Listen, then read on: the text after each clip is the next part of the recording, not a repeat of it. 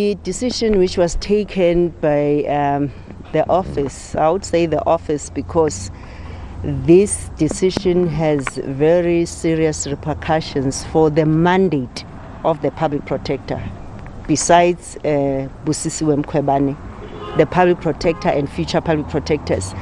In the first place, is that the decision was taken because we utilized the correct code, because if you could hear when the judgment was delivered, or when you read as well the judgment, where I was said to have changed the code and inserted certain words like inadvertently, and as if I just deliberately did that just to have a finding against the president.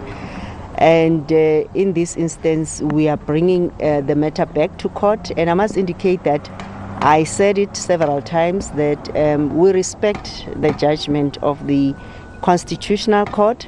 But then in this instance, whatever the judgment was intending to do, it will be to the detriment of the mandate of the institution, because the investigation team, including myself, when the report reaches my desk, we never changed any code.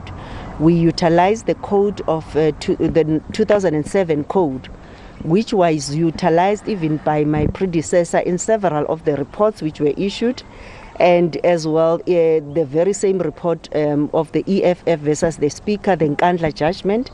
The Constitutional Court relied on the 2007 code, and that's the one which has an deliberate or inadvertently. So, and strangely for this matter, the Constitutional Court then reverted back to the 2000 code, which was relating to the issue of willful misleading of Parliament. So we are bringing it to their attention that can this,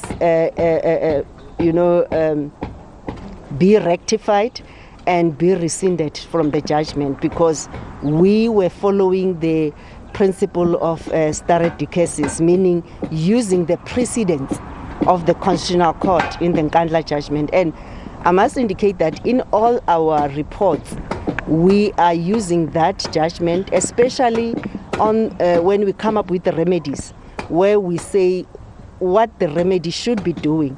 We are even capturing those paragraphs of the Constitutional Court in our reports. All our reports, if you read them, we make sure that we follow the law to the T. So this is intending to correct that wrong perceptions out there. And again, it's so unfortunate that as well my dignity and my, has been put into disrepute, because it's like now I'm just deciding to do all this.